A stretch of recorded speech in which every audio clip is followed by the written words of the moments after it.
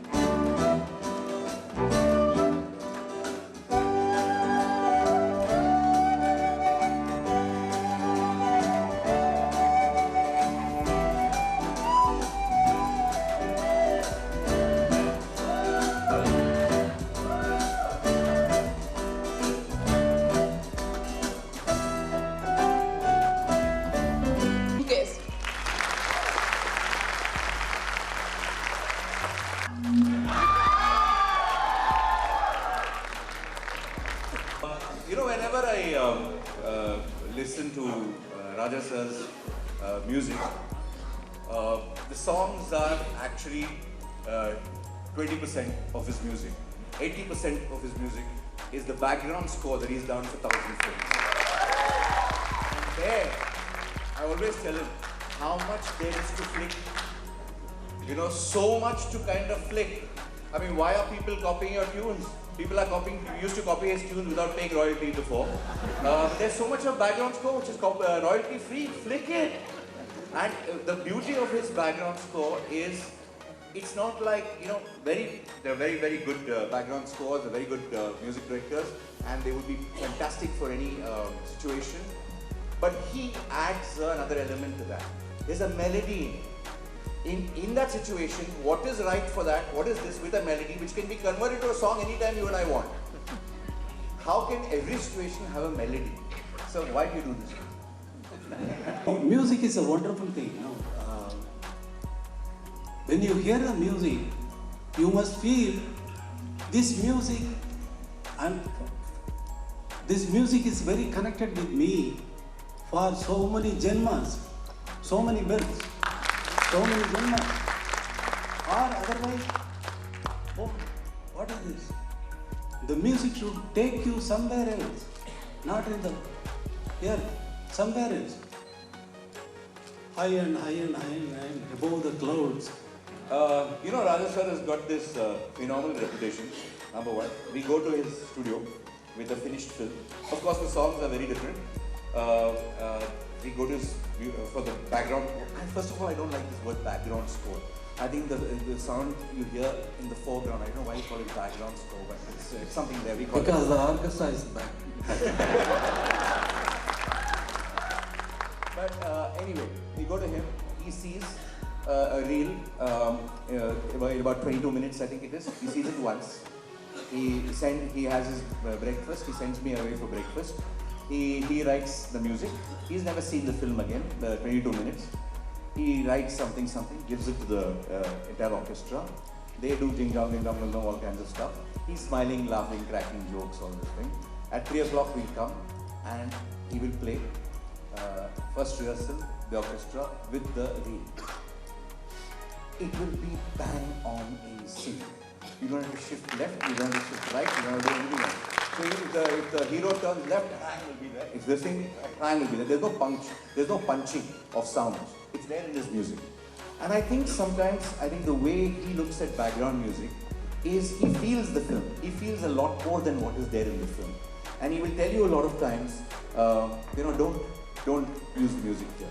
Or use a lot of music here to cover up what is what the emotion is not there. A lot of times you just feel, if I just show you a clip, there'll be absolutely no emotion. Yes, we may feel the emotion as directors and writers and filmmakers because we are imagining Raja sir's music only, nothing else. So we are imagining and we are crying at our own work. But there when you see it in a screen without any music, it looks dumb as hell.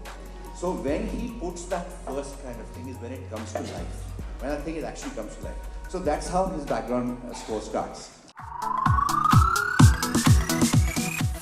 IFFI 2019 विविध प्रकारच्या टॉपिकांचे master class असले. या master क्लासाच्या निमतान वेगवेगळे actors आणि directors उलयले. अशाच प्रकारचो मास्टर क्लास न्यूएन्सीस ऑफ ॲक्टिंग या विषयाचेर आसलो. या विषयाचेर सचिन चट्टे आणि प्रसंजित चॅटर्जी यांनी चर्चा केली. So I'm sure many of them know. Let's start with a very interesting facet since we are talking about numbers. 347, 350, that's a big number. And of course, you still have a long, long career ahead. There was a time, sometime in the 90s, when you had 22 releases in 1 year. So, how does one humanely do 22 films in 1 year? Yeah, it was really difficult. I mean, today when I go back and flashback, I really realize that I used to work more than around 19-20 hours a day to complete 22 films. I think in the world nobody has done releases of 22 films in 1 year was huge. And the kind of characters, I still remember that I used to do 6 shifts, 9 shifts, and there used to be a time when the studio concept was very much there, on the floors. So there used to be a time when I used to give 2 hours to one floor, 2 hours to another floor, 2 hours to another floor, and people used to accommodate me. They used to there was no other way. They wanted me. I used to, give my best for the box office. But those were absolutely a kind of a mainstream, hardcore mainstream cinema. It's a very hard work because every characters are different, everything. Maybe those are commercial films, but commercial actors, I believe, are very, very, they have to do so many things. They are like Superman. It's not that easy. When you're sitting on the chair, you are enjoying fully.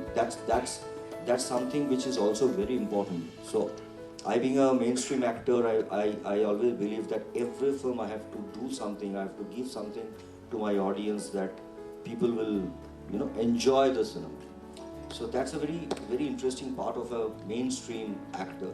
And another thing I should say, because it's a wonderful platform, and I'm so happy to see everybody here, that in Indian cinema, basically, I will surely love to say in Indian cinema, when we started our career long 30-35 years back, there used to be absolutely a division between a mainstream actor, commercial film actors, and so-called that time they used to say art film or parallel film, whatever. So it used to be absolutely categorized. They are the parallel film actors and they are the. But I can see all over my country, all over India, there has been a huge change, and of course I should thanks to my director Ritu Ponda Ghosh, who had given me a chance to come out from that film to a different genre of film. But it's happening all over India that there is no division. So you need a good actor. He can be a mainstream actor, he can be a different kind of actor from theatres. But we used to always feel, why can't we do a film with something which is different? But no, we used to be like, no, this is a person who has to do a mainstream film. So I'm so happy that entire Indian cinema has changed. So the people, now you need a good actor, whoever, it's a hero, heroine, whatever. But end of the day, you need an actor to perform. We'll talk about the nuances of acting in the sense that you did so many roles in a year and now that you've kind of slowed down, so how you approach them differently. But before that, I'm sure there are a lot of aspiring actors and filmmakers here.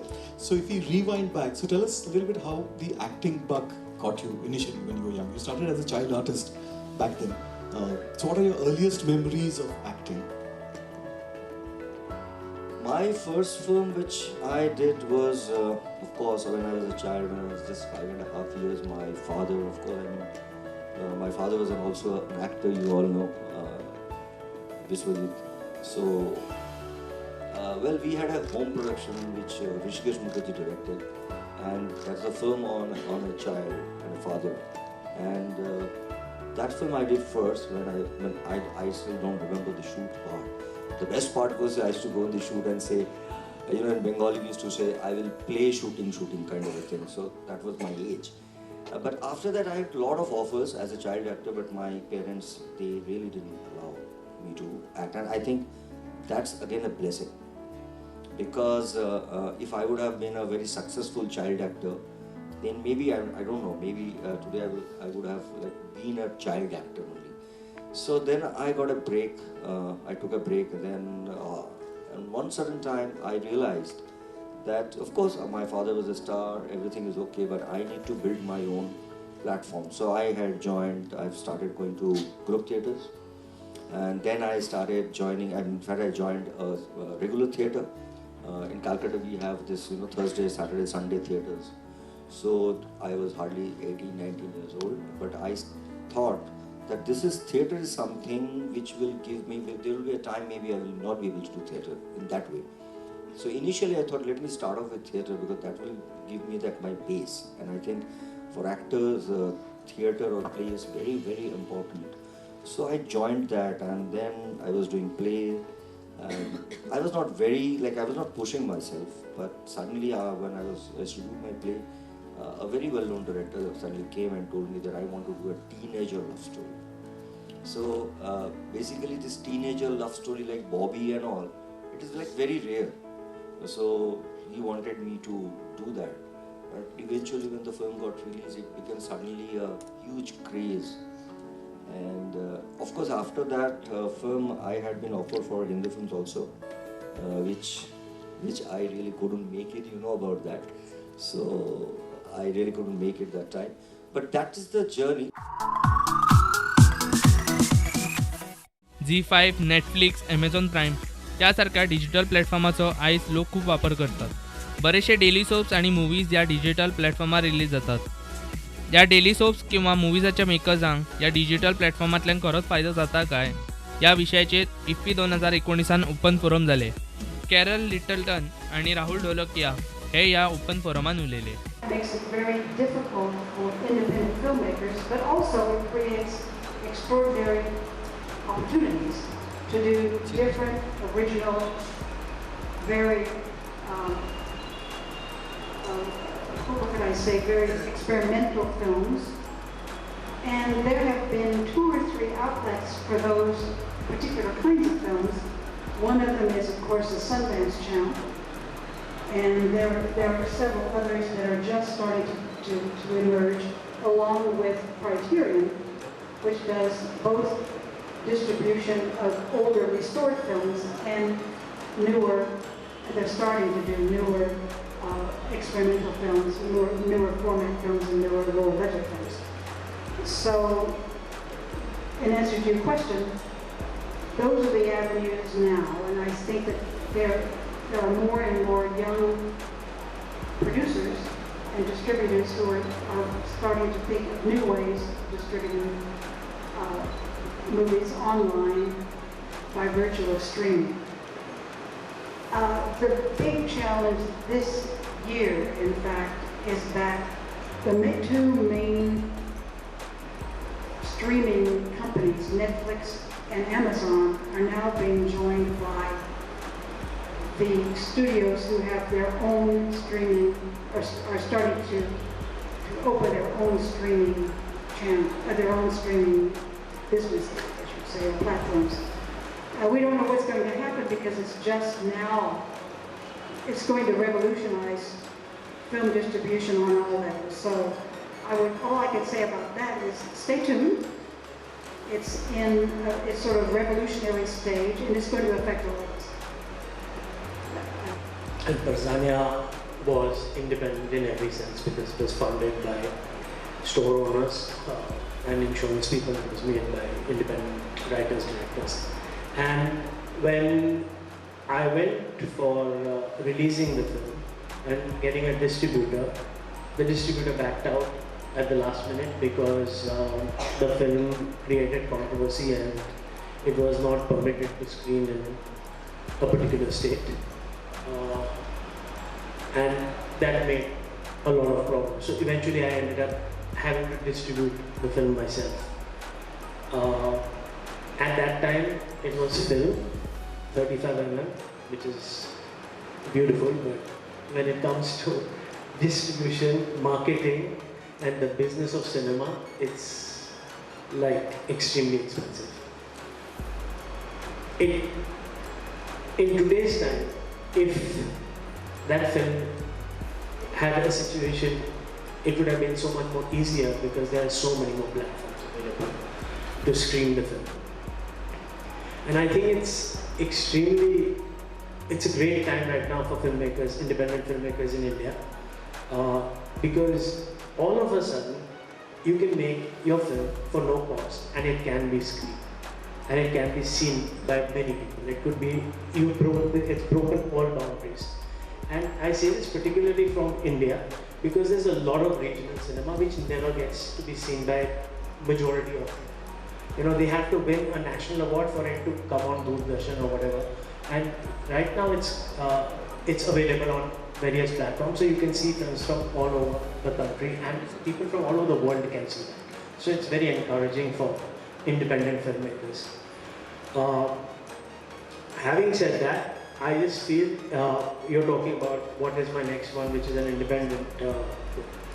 I'm doing a documentary right now, and I'm shooting it on a Sony A7 with two of my friends who both worked on Race, but they are working as, one is a sound designer and one is shooting it with me.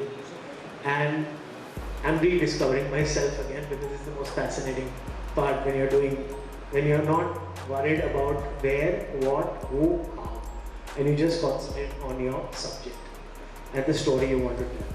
So I think it's a very good thing which is happening right now, and it's wonderful actually to be part of that change. IFFI 2019 trend setters या in conversation सेशनात Vijay Deverakonda आणि रकुल प्रीत सिंग यांनी आपले विचार मांडले. Everything seems to be about creating trends these days, and on Twitter and Facebook, everybody is tracking trends. That seems to be how people are deciding who's in and who is not. Vijay, as an actor who's got an incredible fan following, you call your fans rowdies to you, right? I want to ask you, what is your view of a trend? How important is it to be in trend, and what do you do to be in trend? I don't know what do I do to be in trend. Maybe do good films to be in trend, but I don't think I'll ever get this chance again to do this in Goa. So let's do this in Goa. What's up, my rowdy boys and girls?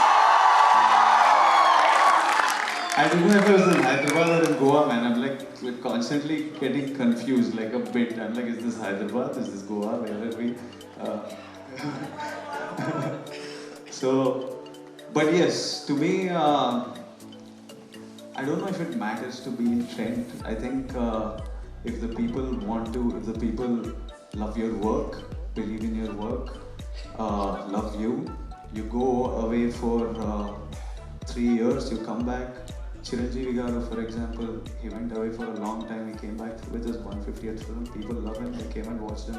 He was out of the news. He was in politics. Didn't go too well. But when he came back, they were there in the theaters to watch him. So I think if people love your work, there is nothing you need to do to stay in trend. It's only work that matters in the end.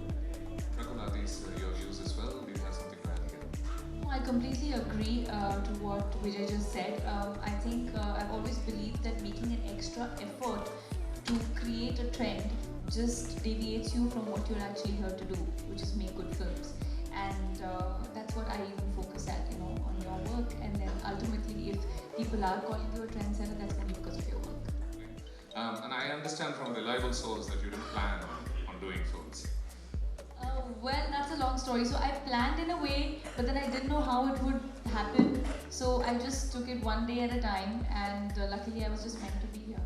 Right. And it must have taken then for you, a while before you felt a sense of belonging here, before you could tell yourself that you were meant to sort of do this. Was there a certain turning point? Was there a certain film, a certain director you worked with where you particularly felt at ease doing what you were? I was at ease from day one, at least for myself. I don't know about how much the team was at ease with me, but I was always a very confident child, if nothing, and that's thanks to my army upbringing, because we always grew up in different cities, traveled, interacted with a lot of different people from different cultures, so gelling and mixing with people was never a problem. And which is why I've always felt that I was there, so it's not that one incident which made me feel that I'm here and this is home, I was home from day one. I believe that these are my people, and the kind of love also that I got, because my career began in the Telugu film industry, the kind of love that I got from there, it was just very overwhelming. Vijay, when did this start happening for you? I mean, obviously you wanted to be an actor for a while before things really took off. But when did this really start happening for you? I think everybody wants to be an actor at some point in our lives. How many of you wanted to be actors or in the industry or director? I think we all want to be actors or cricketers at some point in our life. It became serious, I think, during my undergrad. I was doing my BCom honors, and around that time I started doing theatre. And when I started doing theatre, first I was scared. Then I started liking the attention, and then I started liking the adrenaline it gave you. You felt you belonged to something. So there were various reasons why I liked acting. Sometimes it was the attention, sometimes it was the money, sometimes it was the women, sometimes it was the passion for acting. So it was various times, various things, but in the end you realize that there was one day I hate mornings. Like, I can't wake up at 5 a.m. I bloody hate it. But when I have a shoot, bam, I wake up and I don't even crib about waking up. So I realized, dude, this is the only thing you can wake up at morning for. Then this must be what you're most excited about doing right now. So I guess that's when I found my calling for cinema. So right now I'm very excited by it. बऱ्याचशा वाटी director movie डिरेक्शनाबरोबरच acting choreography हे करतात. अशाच प्रकारचे एक director म्हणजे Farah Khan. Mechanics palace 1 हांगासर जाल्लेल्या step up ह्या master क्लासान ती उलयली. Farah, you wear so many hats. You started, of course, as choreographer, but you're a filmmaker, you're a writer, you're producer, you're One-time actress. actress. If you don't count all the cameos, Cameos are not. you're also now, talk show host, game show host, judge. What is in your head who you are? What do you think of yourself as far? I know that you started as choreographer, but that was sort of accidental, right? It was filmmaking that was always. Yes, I think most importantly, though I've done the least of that, Correct. is filmmaking. Like Correct. I've literally directed just 4 movies in almost 12 years. And it's interesting that you say that, but because that is true in terms of the names, the number of films that you have your name on as director, but it's also true actually that a lot of your choreography isn't just dance direction. The choreography used to be dance direction. It was about directing steps and you were telling stories with your songs right from the start, weren't That you? is true. Thank you so much. So I went for a short film panel That's discussion, right. and they asked me whether I would ever make a short film. Well, my shortest film was 2 hours 57 minutes long. But other than that, I think every song of mine is almost a short film, because it always has a beginning, it has a middle, it has an end, it has a little story, it has humor, it has dance, probably doesn't have action in it. But barring that, there is a lot being said. So I like to treat every song as a short story that you have to tell in 5 minutes and be entertaining and have of course your song and dance and the hook step and everything. One of my favorites where you really told a story entirely in a song was, and you probably kept the best one for your husband, was in Janeman. Yeah. Tumko Malum Hai. Actually, yeah, Janeman had a lot of songs but that I also have to credit to the directors, because sometimes the directors don't really have a story to the song. They will say, college ka gana hai, and the hero is 40 years old dancing in college. Or they'll say शादी का गाना है, or they'll just say item गाना है, अभी आप कुछ भी करो. So those are the most difficult. The easier ones are where the director has a clear vision of what his song is going to do, how it's going to take the song forward. So yeah, when Janeman. How clear are the directors with that vision? And now you're not known to mince words, so let today not be that occasion when you're mincing words. You're saying the best ones are the ones where the director have great clarity. Now, really, how many? The best ones are the ones that have great clarity because they really help. Like Mani Ratnam, Right. he's great. He has great clarity of how the song should be, and he always pushes the technicians to not do the usual stuff. Right. The other kind of director who's good is who doesn't have clarity but doesn't want to interfere. Right. So But there is a third kind as well, isn't there? Yeah. The third is who doesn't have clarity and wants to interfere. Doesn't have clarity but has a big ego. So both are the worst ones. Because I'm like, yeah, tu kar le ya mujhe karne de. But if a director knows what he wants, it really helps. Yeah. You know, I don't know how many of y'all are film students or wanting to be actors or wanting to be directors. Yes. So I think if a director says kuch bhi kar le, it's unless you're like genius, like I am. Or a director will tell you exactly what guide you and kind of help you to get your creativity out and say this is the best ideas. Yeah, so I think those, luckily I've worked with quite a few of them, Kundan Shah being one, On Kabhi Na Kabhi Na. on Kabhi Na Kabhi Na, Mansoor being one on Jo Jeeta Wohi Sikandar, Mani sir. So all my best work, Shirish was like that, he was very clear, maybe not on the rest of the movie but in the songs, he was very clear how the song has to go, which is why it was written in a certain way.